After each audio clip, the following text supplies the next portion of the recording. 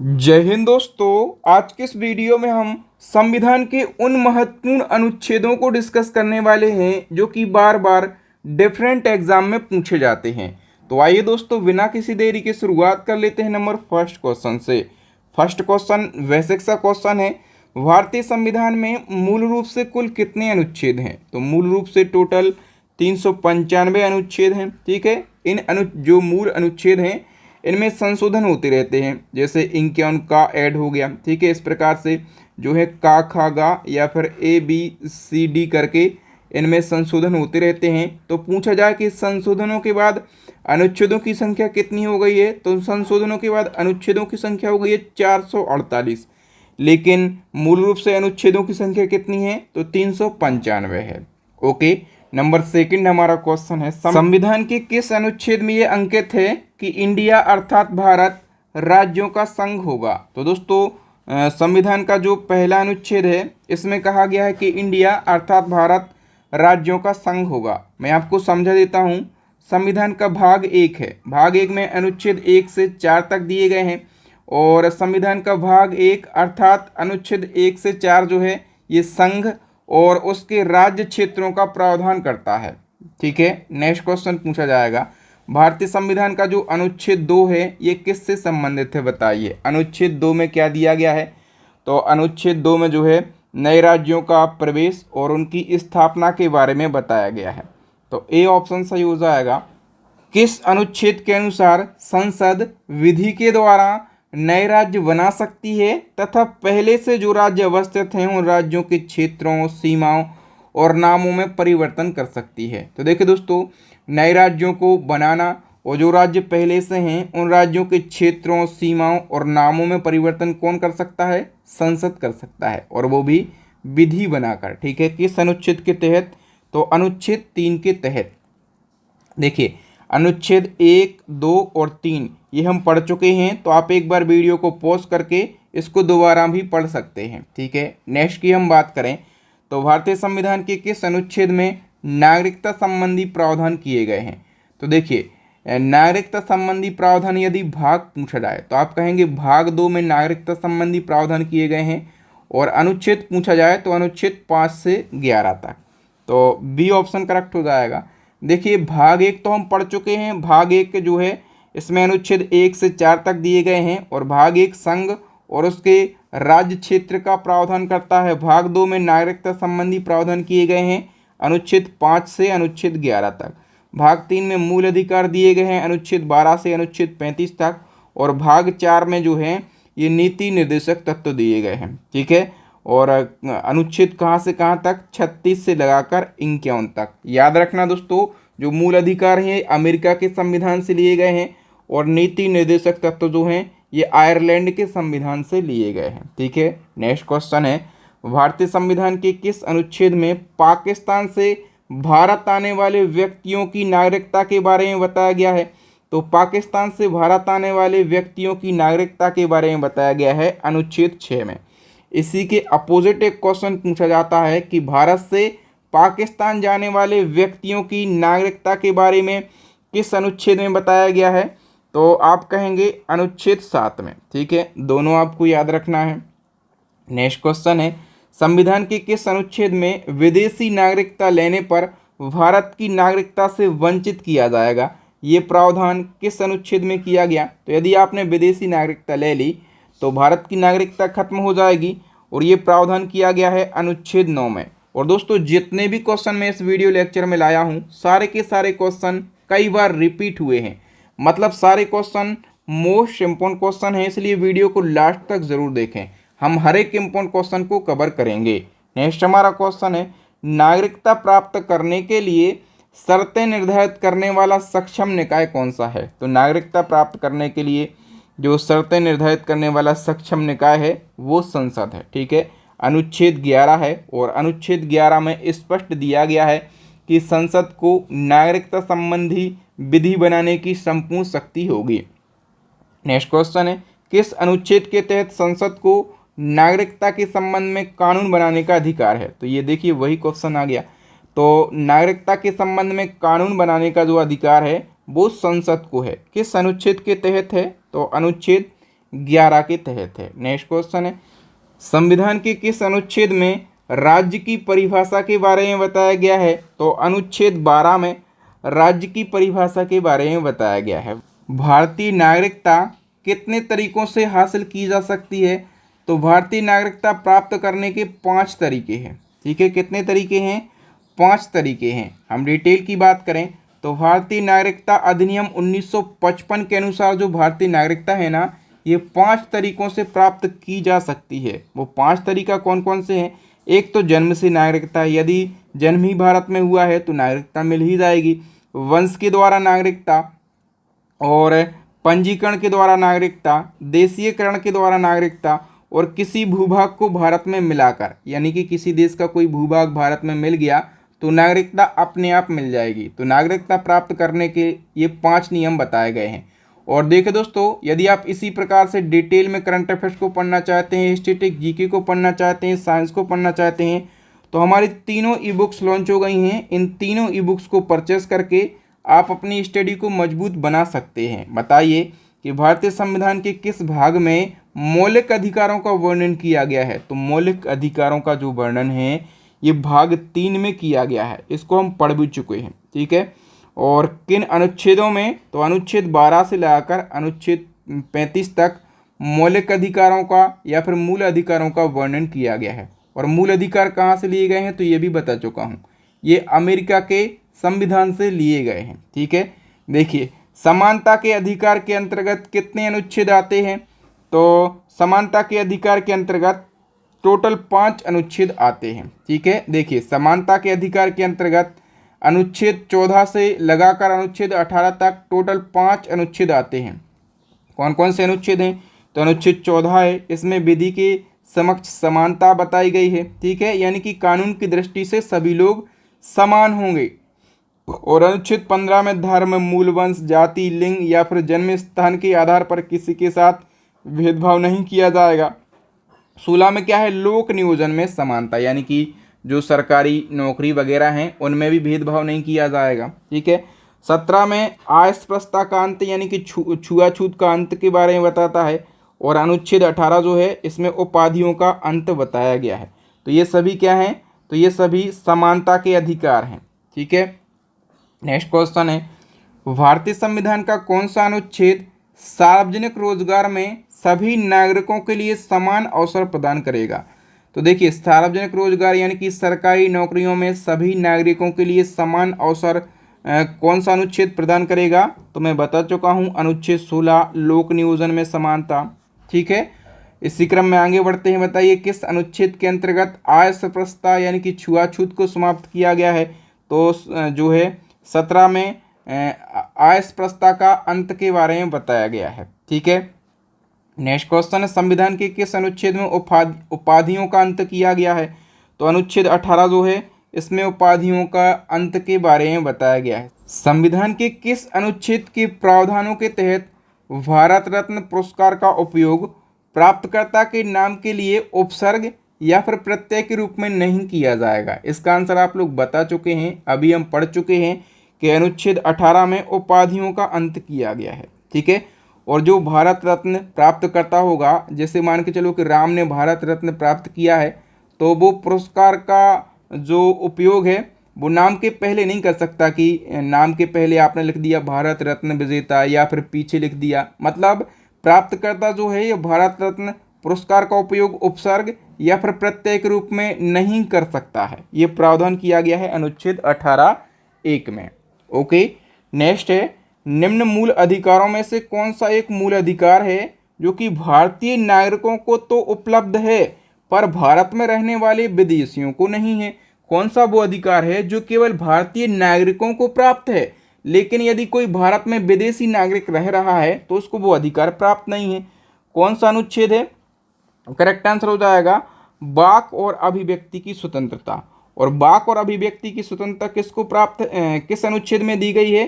तो अनुच्छेद 19 में दी गई है। तो जो अनुच्छेद 19 है ये केवल भारतीय नागरिकों को प्राप्त है। ठीक है, भारत में रहने वाले विदेशियों को ये अनुच्छेद प्राप्त नहीं है।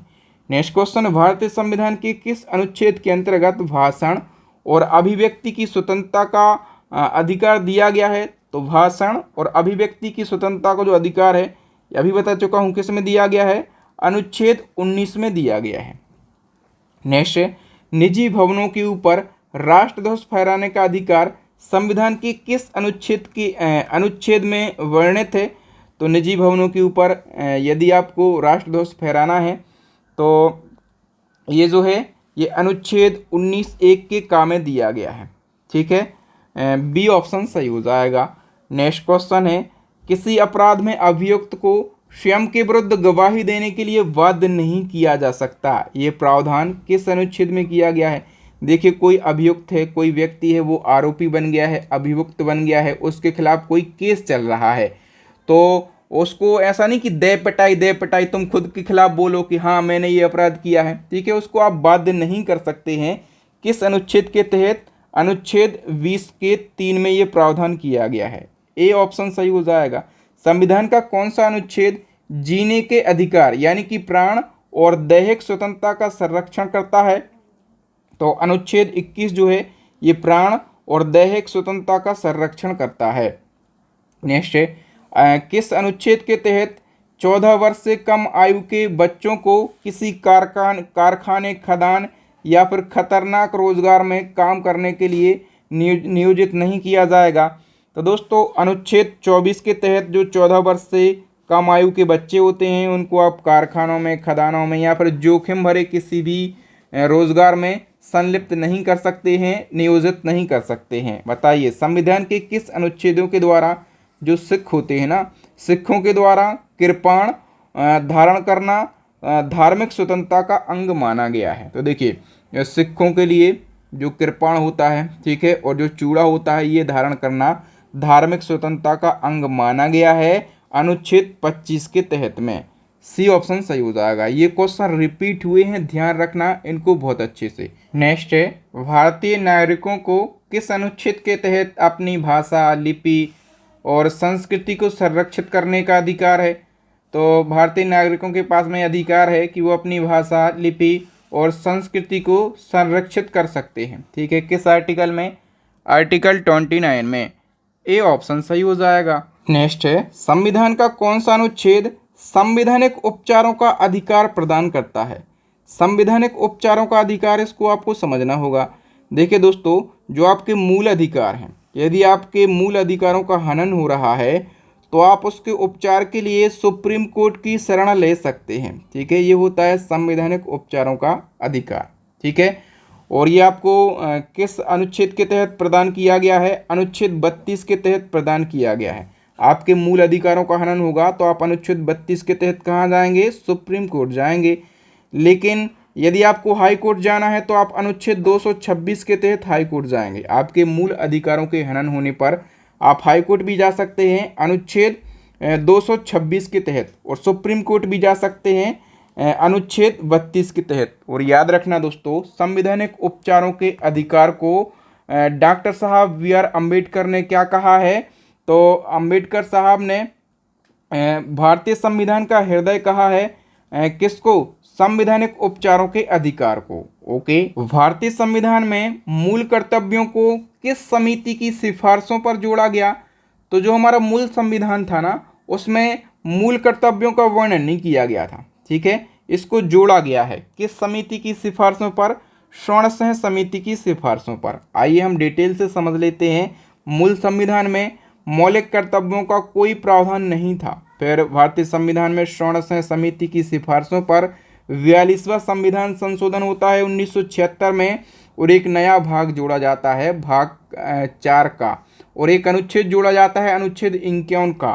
ठीक है, और ये जोड़कर नागरिकों के लिए 10 मौलिक कर्तव्यों का समावेश किया जाता है। 10 मौलिक कर्तव्यों का समावेश किया जाता है, लेकिन वर्तमान में तो 11 मूल कर्तव्य हैं। ठीक है, जो 11वां मूल कर्तव्य है ये कौन सा है? तो ये कहाँ से आ गया?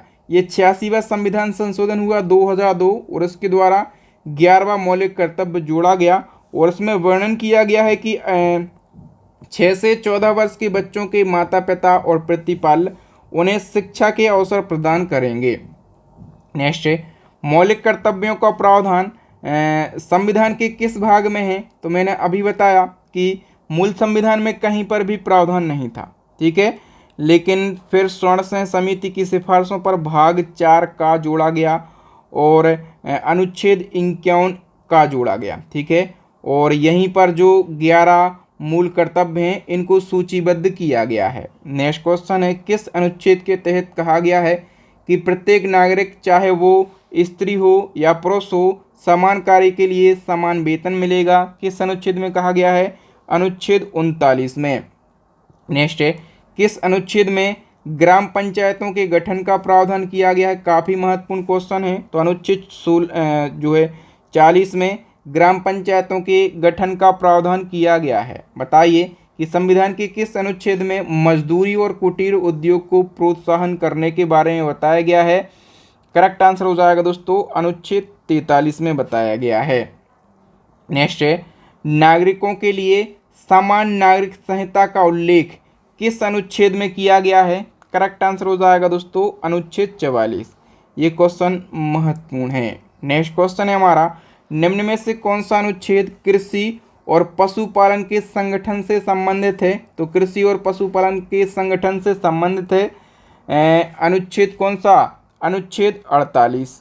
बी ऑप्शन सही हो जाएगा। अनुच्छेद 48 के अनुसार राज्य कृषि और पशुपालन को आधुनिक और वैज्ञानिक तरीकों से संगठित करने का प्रयास करेगा। ठीक है, और जो गाय बछड़े होते हैं, पशु होते हैं, उनका वध हो जाता है तो उन पर प्रतिबंध लगाने का प्रयास करेगा राज्य। ठीक है, ये अनुच्छेद 48 बताता है।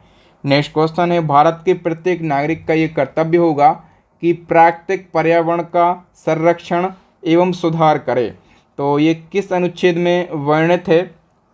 करेक्ट आंसर हो जाएगा दोस्तों अनुच्छेद 48A में ये वर्णन किया गया है। ठीक है, और देखिए जो अभी हम अनुच्छेद पढ़ रहे हैं अनुच्छेद 36 से लगाकर अनुच्छेद 51 तक। ठीक है, ये भाग 4 में दिए गए हैं। ठीक है, और ये नीति निर्देशक तत्व हैं। आपसे पूछा जाएगा नीति निर्देशक तत्वों का प्रावधान कहाँ पर किया गया है? तो भाग 4 में और अनुच्छेद 36 से लगाकर 51 तक। नेक्स्ट क्वेश्चन है, संविधान के किस अनुच्छेद में महत्वपूर्ण स्थानों और वस्तुओं के संरक्षण के बारे में बताया गया है? करेक्ट आंसर हो जाएगा अनुच्छेद 49 में। नेक्स्ट है, संविधान के किस अनुच्छेद में कार्यपालिका और न्यायपालिका के कार्यों के विभाजन के बारे में बताया गया है? कार्यपालिका और न्यायपालिका के कार्यों के विभाजन के बारे में बताया गया है अनुच्छेद 50 में। डी ऑप्शन सही हो जाएगा। नेक्स्ट, संविधान का कौन सा अनुच्छेद भारत की विदेश नीति से संबंधित है? तो विदेश नीति से संबंधित है अनुच्छेद 51। ठीक है, अनुच्छेद 51 जो है इसमें अंतर्राष्ट्रीय शांति और सुरक्षा से संबंधित है। और अनुच्छेद 51 का तो आपको पता ही है क्या है? 51 का में मूल कर्तव्य हैं। ठीक है, नेक्स्ट, किस अनुच्छेद में राष्ट्रपति की नियुक्ति का वर्णन किया गया है? राष्ट्रपति की नियुक्ति का जो वर्णन है अनुच्छेद 52 में किया गया है। 53 में क्या कहा गया है? संघ की कार्यपालिका शक्ति राष्ट्रपति में निहित होगी। और 54 में क्या कहा गया है? राष्ट्रपति के चुनाव के बारे में बताया गया है। 61 में क्या है? तो 61 में राष्ट्रपति के विरुद्ध महाभियोग की प्रक्रिया का प्रावधान किया गया है। नेक्स्ट है, संविधान के किस अनुच्छेद में बताया गया है कि संघ की कार्यपालिका शक्ति राष्ट्रपति में निहित होगी? अभी बता चुका हूं, बताइए। अनुच्छेद 53 में कहा गया है कि संघ की कार्यपालिका शक्ति किस में निहित होगी? राष्ट्रपति में। नेक्स्ट है, संविधान के किस अनुच्छेद में राष्ट्रपति के निर्वाचक मंडल के बारे में बताया गया है? जो राष्ट्रपति के निर्वाचक मंडल हैं अनुच्छेद 54 में बताया गया है। डी ऑप्शन सही हो जाएगा। संविधान के किस अनुच्छेद में राष्ट्रपति के निर्वाचन संबंधी पद्धतियों के बारे में बताया गया है?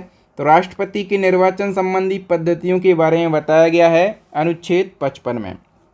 ओके, नेक्स्ट क्वेश्चन है, संविधान के किस अनुच्छेद में राष्ट्रपति के कार्यकाल का उल्लेख है? तो कार्यकाल का उल्लेख किया गया है अनुच्छेद 56 में। ए ऑप्शन सही हो जाएगा। और हम बात करें कि संविधान के किस अनुच्छेद में राष्ट्रपति के पुनर्निर्वाचन की पात्रता के बारे में बताया गया है? तो अनुच्छेद 57 में बताया गया है। नेक्स्ट, संविधान के किस अनुच्छेद में राष्ट्रपति बनने के लिए योग्यताओं के बारे में बताया गया है? तो योग्यताओं के बारे में बताया गया है अनुच्छेद 58 में। ओके, नेक्स्ट है, राष्ट्रपति पद के लिए शर्तें दी गई हैं। ठीक है, तो राष्ट्रपति पद के लिए शर्तों के बारे में कौन सा अनुच्छेद बताता है? करेक्ट आंसर हो जाएगा अनुच्छेद 59। नेक्स्ट है, संविधान के किस अनुच्छेद में राष्ट्रपति द्वारा शपथ का उल्लेख किया गया है? करेक्ट आंसर हो जाएगा अनुच्छेद 60 में किया गया है। नेक्स्ट क्वेश्चन है, संविधान के किस अनुच्छेद में राष्ट्रपति पर महाभियोग संबंधी प्रावधान किए गए हैं? तो राष्ट्रपति पर महाभियोग संबंधी प्रावधान जो है ये अनुच्छेद 61 में किए गए हैं। ठीक है, नेक्स्ट है, संविधान के किस अनुच्छेद में उपराष्ट्रपति के पद का उल्लेख किया गया है? अब देखिए, उपराष्ट्रपति की हम बात करें तो उपराष्ट्रपति समझो आप, अनुच्छेद 63 से अनुच्छेद 73 तक जो है ये उपराष्ट्रपति से संबंधित प्रावधान करता है। ठीक है, तो आंसर लगाइए, उपराष्ट्रपति के पद का उल्लेख कहाँ पर किया गया होगा? अनुच्छेद 63 में किया गया होगा। आप ऑप्शन से सही आंसर तक जा सकते हैं, केवल 63 से 73 याद रखना है उपराष्ट्रपति के संबंध में। ओके, संविधान के किस अनुच्छेद में बताया गया है कि भारत का उपराष्ट्रपति राज्यसभा का पदेन सभापति होगा? तो देखिए, जो उपराष्ट्रपति है ये राज्यसभा का पदेन सभापति होता है। ठीक है, ये उल्लेख किया गया है अनुच्छेद 64 में। नेक्स्ट है, आकस्मिक स्थिति में या फिर राष्ट्रपति नहीं होने की स्थिति में उपराष्ट्रपति राष्ट्रपति के तौर पर कार्य करेंगे, ये किस अनुच्छेद में बताया गया है? तो कई सारी स्थिति ऐसी हो जाती हैं, या राष्ट्रपति का निधन हो जाता है, राष्ट्रपति त्याग पत्र दे देते हैं, या कई स्थिति बन जाती हैं कि उपराष्ट्रपति जो हैं ये राष्ट्रपति के तौर पर काम करेंगे। ये प्रावधान किस अनुच्छेद में किया गया है? तो करेक्ट आंसर हो जाएगा अनुच्छेद 65 में। नेक्स्ट, संविधान के किस अनुच्छेद में प्रावधान है कि मंत्रिमंडल सामूहिक रूप से लोकसभा के प्रति उत्तरदायी होंगे? तो ये प्रावधान किया गया है अनुच्छेद 75 में। नेक्स्ट क्वेश्चन है, संविधान के किस अनुच्छेद में भारत के महान्यायवादी के बारे में बताया गया है? तो महान्यायवादी यानी कि अटॉर्नी जनरल ऑफ इंडिया के बारे में बताया गया है आर्टिकल 76 में। ठीक है, और महान्यायवादी की यदि हम बात करें तो ये कौन होता है? देश का सबसे बड़ा विधि अधिकारी होता है, या फिर केंद्र सरकार का सबसे बड़ा वकील होता है। ठीक है, इसी क्रम में पूछा जाएगा कि किसी राज्य का प्रथम विधि अधिकारी कौन होता है? देखिए, हमने पढ़ा कि केंद्र सरकार का सबसे बड़ा विधि अधिकारी होता है महान्यायवादी यानी कि अटॉर्नी जनरल ऑफ इंडिया, और राज्य सरकार का सबसे बड़ा विधि अधिकारी होता है कौन? महाधिवक्ता। बी ऑप्शन करेक्ट हो जाएगा। और महाधिवक्ता की यदि हम बात करें तो इसका प्रावधान किस अनुच्छेद में किया गया है? अनुच्छेद 165 में किया गया है। अनुच्छेद जरूर याद रखना है क्योंकि हम महत्वपूर्ण अनुच्छेद ही पढ़ रहे हैं। जम्मू और कश्मीर से संबंधित किस अनुच्छेद को निरस्त कर दिया गया है? तो अनुच्छेद 370 था जम्मू और कश्मीर से संबंधित, ये निरस्त हो गया है। नेक्स्ट है, अनुच्छेद 72 के अनुसार किसे सज़ा माफ़ करने या फिर सज़ा में हेरफेर करने की शक्ति दी गई है? तो अनुच्छेद 72 किससे संबंधित है? भारत के राष्ट्रपति की जो क्षमादान संबंधी शक्तियां हैं ना, उनसे संबंधित है। और राष्ट्रपति क्या कर सकते हैं इसमें, आइए डिटेल से जान लेते हैं। तो अनुच्छेद 72 जो है ये राष्ट्रपति को क्षमादान संबंधी शक्तियां प्रदान करता है। ठीक है, राष्ट्रपति किसी व्यक्ति की फांसी की सज़ा को उम्र कैद में बदल सकते हैं, या फिर उम्र कैद की सज़ा हुई है किसी व्यक्ति को तो सज़ा को माफ़ कर सकते हैं या फिर कम कर सकते हैं। इसी प्रकार का एक अनुच्छेद होता है अनुच्छेद 161, और ये अनुच्छेद राज्यपाल को क्षमादान संबंधी शक्तियां प्रदान करता है। इसके अनुसार राज्यपाल किसी भी सज़ा को माफ़ कर सकते हैं या फिर सज़ा में कमी कर सकते हैं। लेकिन याद रखना, राज्यपाल की क्षमादान संबंधी शक्तियां और राष्ट्रपति की क्षमादान संबंधी शक्तियां दोनों में अंतर क्या होता है? राज्यपाल मृत्युदंड या फिर कोर्ट मार्शल या जिसको हम सैन्य अदालत बोलते हैं, तो मृत्युदंड और कोर्ट मार्शल के तहत यदि किसी व्यक्ति को सज़ा दी गई है तो उनको राज्यपाल माफ़ नहीं कर सकता, उनको केवल राष्ट्रपति माफ़ कर सकता है। संविधान के किस अनुच्छेद में संसद के गठन का उल्लेख है? तो संसद के गठन का उल्लेख है आर्टिकल 79 में। इसी क्रम में आपसे पूछा जाएगा राज्यसभा के गठन का उल्लेख कहाँ है? तो राज्यसभा के गठन का उल्लेख है आर्टिकल 80 में। और आपसे पूछा जाएगा कि लोकसभा के गठन का उल्लेख कहाँ पर मिलेगा?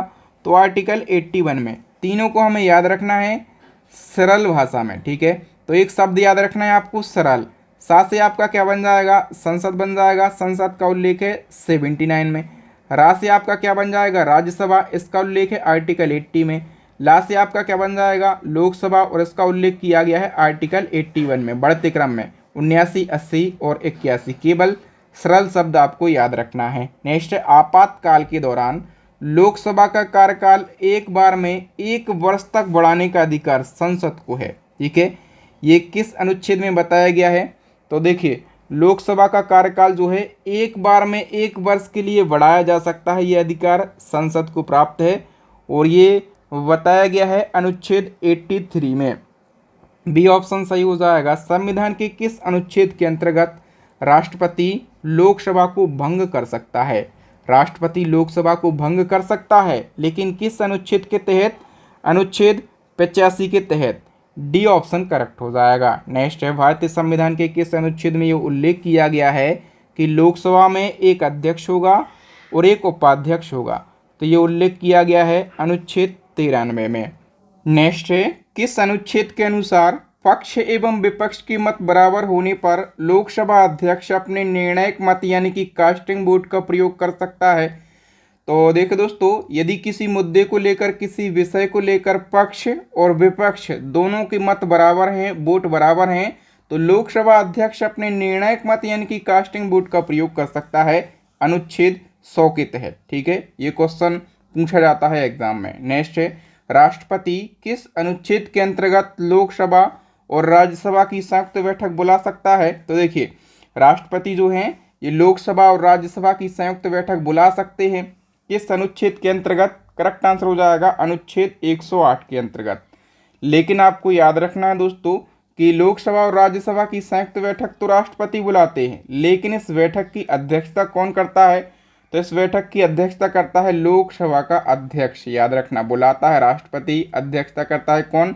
लोकसभा का अध्यक्ष। और भारत में अब तक केवल 3 बार संसद की संयुक्त बैठक बुलाई गई है। ठीक है, इसको भी आप याद रखेंगे।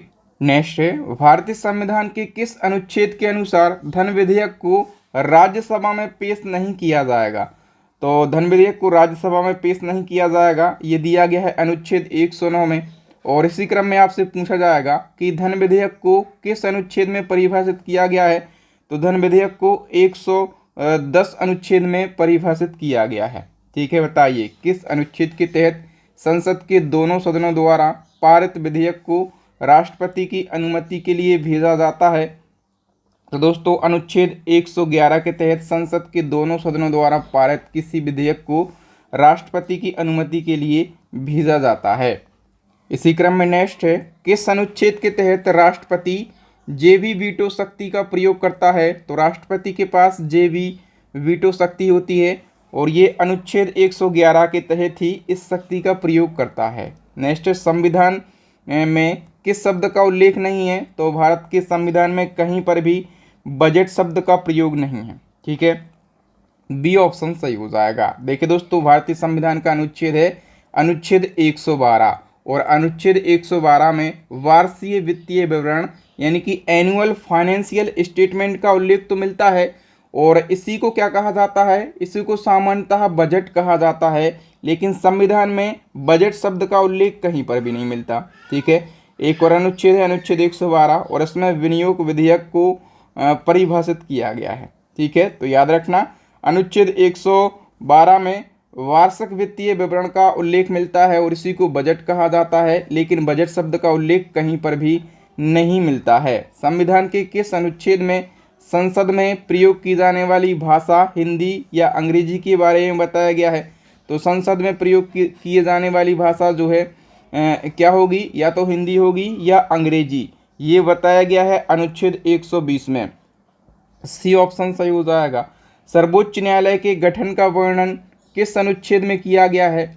मोस्ट इम्पोर्टेंट क्वेश्चन है और करेक्ट आंसर हो जाएगा दोस्तों, सुप्रीम कोर्ट के गठन का जो प्रावधान है ये अनुच्छेद 124 में दिया गया है। ठीक है, और इसी क्रम में आपसे पूछा जाएगा कि किस अनुच्छेद के तहत सभी राज्यों के लिए उच्च न्यायालय की व्यवस्था की गई है? तो देखिए, अभी हमने सुप्रीम कोर्ट पढ़ा, अनुच्छेद 124 में सुप्रीम कोर्ट का मतलब सुप्रीम कोर्ट के गठन का प्रावधान किया गया है। और एक और अनुच्छेद है अनुच्छेद 214, कितना? 214। ठीक है, और इसमें राज्यों के हाई कोर्ट की व्यवस्था करी गई है। ठीक है, तो याद रखना 214 में हाई कोर्ट और 124 में क्या है? तो 124 में है सुप्रीम कोर्ट। और इसी क्रम में एक और क्वेश्चन पूछा जाएगा कि संविधान के किस अनुच्छेद के अंतर्गत अधीनस्थ न्यायालय या फिर जिला न्यायालय का प्रावधान किया गया है। तो अधीनस्थ न्यायालय या फिर जिला न्यायालय का प्रावधान किया गया है अनुच्छेद 233 में। ठीक है, तो हमने 3 आर्टिकल पढ़े हैं। सुप्रीम कोर्ट के लिए हमने पढ़ा अनुच्छेद 124, राज्यों के हाई कोर्ट के लिए हमने पढ़ा अनुच्छेद 214, और अधीनस्थ न्यायालय या फिर जिला न्यायालय, क्या अधीनस्थ न्यायालय या फिर डिस्ट्रिक्ट कोर्ट के लिए हमने क्या पढ़ा, अनुच्छेद 233। ठीक है, तो ये 3 आर्टिकल आपको याद रखना। नेक्स्ट क्वेश्चन है, किस अनुच्छेद के तहत उच्चतम न्यायालय के न्यायाधीशों के वेतन एवं भत्ते संबंधी प्रावधान दिया गया है। तो जो हाई कोर्ट के न्यायाधीश होते हैं उनके वेतन और भत्ते संबंधी प्रावधान किया गया है अनुच्छेद 125 में।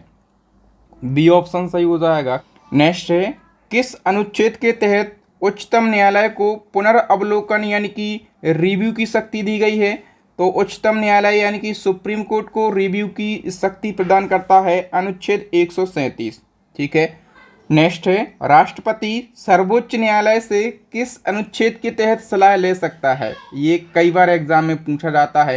तो राष्ट्रपति जो हैं ये सर्वोच्च न्यायालय से सलाह ले सकते हैं अनुच्छेद 143 के तहत। लेकिन सर्वोच्च न्यायालय राष्ट्रपति को सलाह देगा कि नहीं देगा, ये सर्वोच्च न्यायालय का स्वविवेक है। उसको लगता है कि हमें सलाह देना चाहिए तो वो राष्ट्रपति को सलाह देगा, नहीं लगता है तो नहीं देगा। मतलब सुप्रीम कोर्ट बाध्य नहीं है सलाह देने के लिए, लेकिन राष्ट्रपति के पास में ये शक्ति है कि वो सुप्रीम कोर्ट की सलाह ले सकता है। ठीक है, इसको हम कैसे समझ सकते हैं, तो देखिए अनुच्छेद 143 के तहत में राष्ट्रपति को ये शक्ति होती है, और अनुच्छेद 143 डिकोड करता है आई लव यू को। ठीक है, और जब कोई प्रेमी या फिर प्रेमिका किसी को प्रपोज करता है, ठीक है, किसी को प्रपोज करता है और बोलता है आई लव यू, ठीक है, मतलब वो अपना प्रस्ताव रख रहा है अपने दूसरे के सामने। ठीक है, यदि आपकी इच्छा है तो आप उसका प्रपोजल एक्सेप्ट कीजिए, अगर नहीं है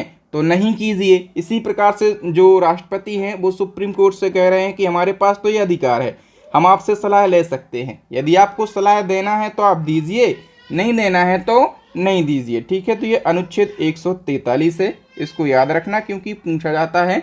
मैंने लॉजिक भी बता दिया है, अब आप इसको पूरी ज़िंदगी नहीं भूलेंगे।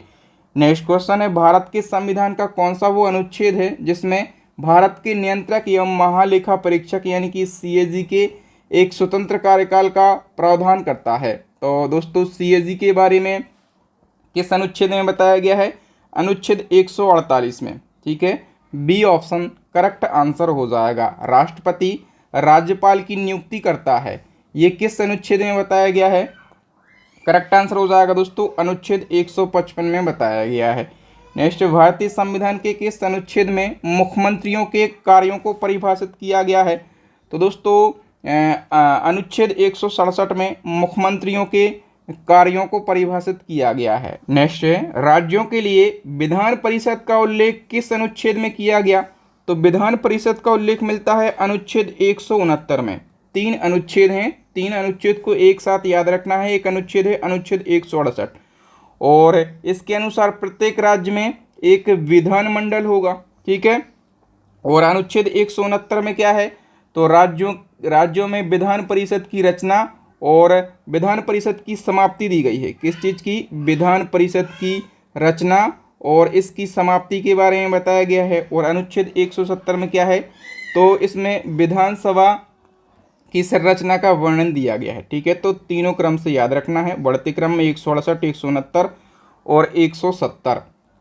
नेक्स्ट है, विधान परिषदों के गठन के बारे में प्रावधान किस अनुच्छेद के तहत किया गया। तो मैं अभी बता चुका हूं, अनुच्छेद 169 में विधान परिषदों के गठन के बारे में प्रावधान किया गया है। राज्यपाल अध्यादेश जारी कर सकता है, ये कौन सा अनुच्छेद उपबंधित करता है। तो राज्यपाल को अध्यादेश जारी करने की जो शक्ति है ये अनुच्छेद 213 में दी गई है। यहाँ से 2 क्वेश्चन पूछे जाते हैं कि राज्यपाल को अध्यादेश जारी करने की शक्ति किस अनुच्छेद में है, 213 में। और एक क्वेश्चन पूछा जाता है कि राष्ट्रपति को अध्यादेश जारी करने की शक्ति किस अनुच्छेद में है। तो राष्ट्रपति अध्यादेश जारी कर सकते हैं अनुच्छेद 123 में। इसको आप जरूर याद रखना, राष्ट्रपति की अध्यादेश जारी करने की शक्ति है अनुच्छेद 123 में। नेक्स्ट है, किस अनुच्छेद के तहत यह उपबंध किया गया है कि प्रत्येक राज्य के लिए एक उच्च न्यायालय होगा? तो ये उपबंध किया गया है अनुच्छेद 214 में। नेक्स्ट क्वेश्चन है, संविधान का कौन सा अनुच्छेद प्रत्येक राज्य के लिए उच्च न्यायालय को अभिलेख न्यायालय घोषित करता है? तो प्रत्येक राज्य के उच्च न्यायालय को अभिलेख न्यायालय घोषित करता है अनुच्छेद 215। नेक्स्ट है, उच्च न्यायालय में न्यायाधीशों की नियुक्ति संबंधी प्रावधान किस अनुच्छेद में किया गया है?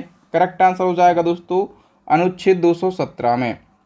नेक्स्ट है, संविधान का कौन सा अनुच्छेद पंचायती राज्य को परिभाषित करता है? ये क्वेश्चन इंपॉर्टेंट है। तो पंचायती राज को अनुच्छेद 243 परिभाषित करता है। भारतीय संविधान का कौन सा अनुच्छेद संसद को अंतर्राष्ट्रीय समझौतों पर कानून बनाने की शक्ति प्रदान करता है? तो संसद को अंतर्राष्ट्रीय समझौतों पर कानून बनाने की शक्ति प्रदान करता है अनुच्छेद 253। सी ऑप्शन सही हो जाएगा। नेक्स्ट, संविधान के किस अनुच्छेद के तहत केंद्र सरकार राज्य सरकारों को निर्देश दे सकती हैं? तो केंद्र सरकार राज्य सरकारों को निर्देश दे सकती हैं अनुच्छेद 256 के तहत। ए ऑप्शन सही हो जाएगा। नेक्स्ट, आकस्मिक निधि के बारे में प्रावधान किस अनुच्छेद में किया गया है? आकस्मिक निधि का जो प्रावधान है ये अनुच्छेद 267 में किया गया है। डी ऑप्शन सही हो जाएगा। नेक्स्ट है हमारा 101वें संविधान संशोधन अधिनियम 2016 के द्वारा कौन सा अनुच्छेद जोड़ा गया? करेक्ट आंसर हो जाएगा दोस्तों अनुच्छेद 279 का जोड़ा गया। ठीक है, और ये अनुच्छेद जोड़ा गया 101वें संविधान संशोधन के द्वारा। ठीक है, और अनुच्छेद 279 का इसमें किस चीज़ का प्रावधान किया गया है? तो दोस्तों इसमें जीएसटी काउंसिल का प्रावधान किया गया है। याद रखना, जीएसटी काउंसिल का प्रावधान किया गया है अनुच्छेद 279 का में। ठीक है, नेक्स्ट वन की हम बात करें तो वित्त आयोग की स्थापना किस अनुच्छेद के तहत की गई थी? करेक्ट आंसर हो जाएगा दोस्तों अनुच्छेद 280 के तहत। ठीक है, और वित्त आयोग की स्थापना कब की गई थी? 1951 में अनुच्छेद 280 के तहत।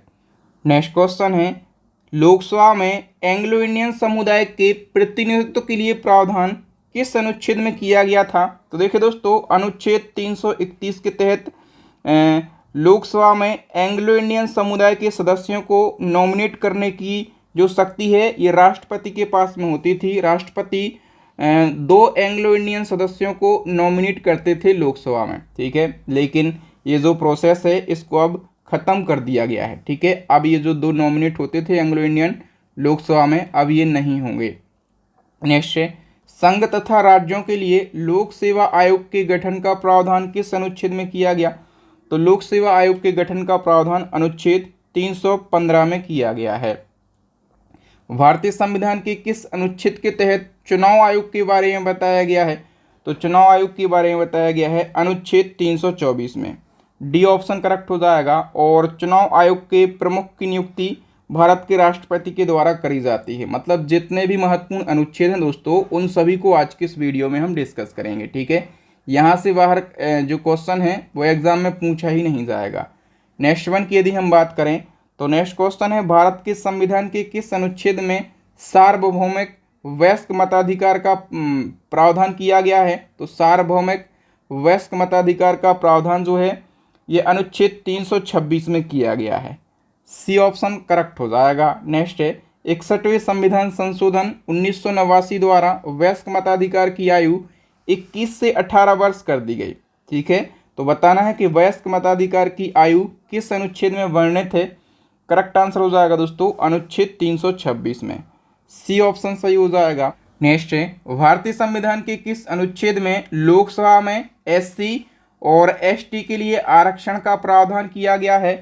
तो करेक्ट आंसर हो जाएगा दोस्तों अनुच्छेद 330 में लोकसभा में एससी और एसटी के लिए आरक्षण का प्रावधान किया गया है। ठीक है, बताइए संविधान के किस अनुच्छेद के तहत पिछड़ा वर्ग आयोग गठित करने की शक्ति राष्ट्रपति को दी गई है?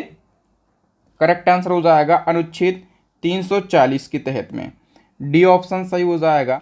नेक्स्ट है, किस अनुच्छेद में ये प्रावधान किया गया है कि संघ की राजभाषा हिंदी होगी तथा लिपि देवनागरी होगी? तो ये प्रावधान किया गया है अनुच्छेद 343 में। ये बहुत ही ज़्यादा महत्वपूर्ण है।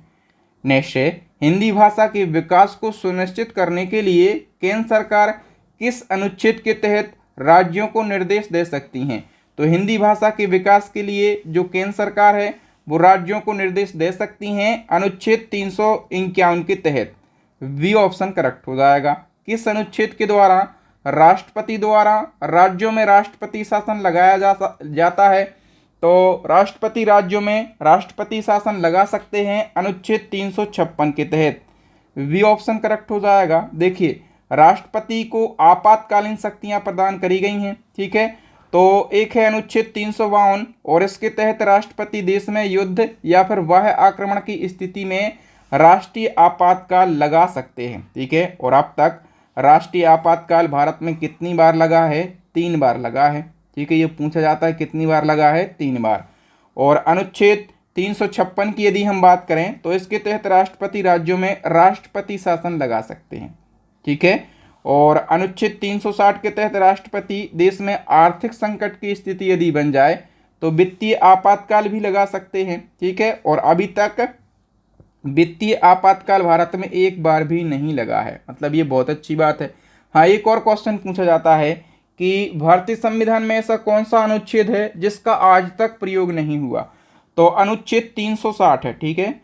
वित्तीय आपातकाल के बारे में बताया गया है 360 में, तो इसका प्रयोग आज तक नहीं हुआ है और हम भगवान से यही प्रे करेंगे कि इसका प्रयोग कभी ना हो। ओके, नेक्स्ट, संविधान में केवल एक बार मंत्रिमंडल यानी कि कैबिनेट शब्द का प्रयोग हुआ है और वह कहाँ पर हुआ है? तो केवल एक बार मंत्रिमंडल शब्द का प्रयोग हुआ है संविधान में और ये हुआ है अनुच्छेद 352 में।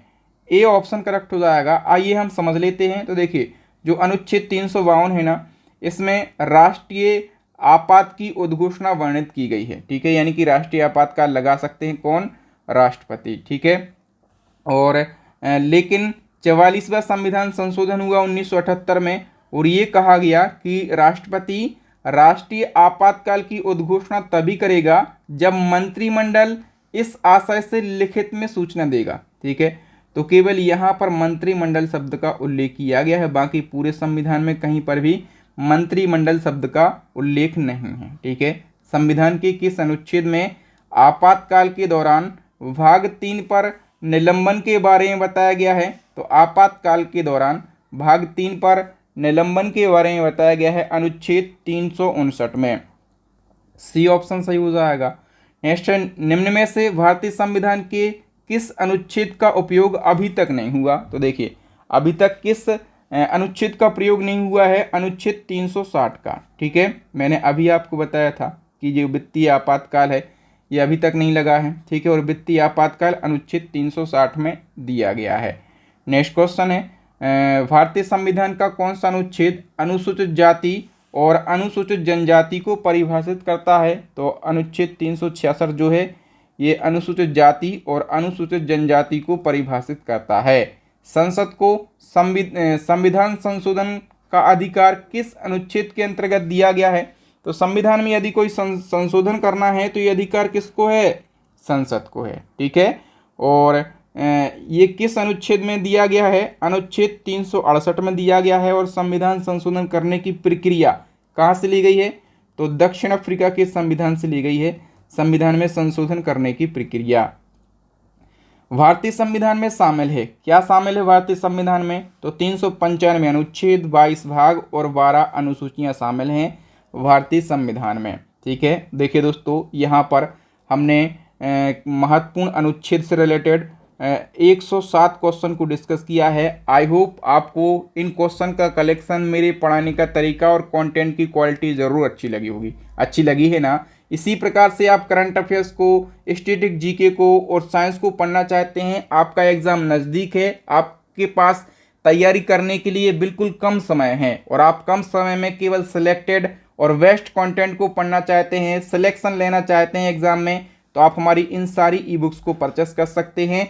इन सारी ई बुक्स का लिंक आपको वीडियो के डिस्क्रिप्शन बॉक्स में मिल जाएगा। इन सारी ई बुक में बेस्ट कंटेंट रखा है आपके बहादुर सर ने, ठीक है। एक क्वेश्चन है, आपको छोड़कर जा रहा हूं एज अ टेस्ट, इसका आंसर आपको कमेंट सेक्शन में कमेंट करके बताना है ताकि मुझे भी लगे कि जो मेरे स्टूडेंट हैं वो कितने अच्छे से वीडियो को देखते हैं, कितने अच्छे से तैयारी करते हैं। तो बताइए भारतीय संविधान का वो कौन सा अनुच्छेद है जहां पर सार्वजनिक रोजगार में सभी नागरिकों के लिए समान अवसर प्रदान किया गया है। ठीक है, बताइए। 4 ऑप्शन आप लोगों के लिए दिए गए हैं। ठीक है, तो थैंक यू दोस्तों। आपको वीडियो ज़रूर अच्छा लगा होगा, मेरी मेहनत ज़रूर अच्छी लगी होगी। यदि आप इसी प्रकार से डेली एक वीडियो चाहते हैं, डेली इसी प्रकार का कंटेंट चाहते हैं, तो आप हमारे चैनल को कर लीजिए सब्सक्राइब और अपने दोस्तों के साथ में, छोटे भाइयों के साथ में ज़रूर शेयर कीजिए और बताइए कि बेस्ट क्वालिटी का कंटेंट मिलता है फ्री एजुकेशन पर और वहां पर पढ़ाते हैं आपके बहादुर सर। ठीक है दोस्तों, मिलेंगे नेक्स्ट वीडियो में। तब तक के लिए जय हिंद, जय भारत, वंदे मातरम।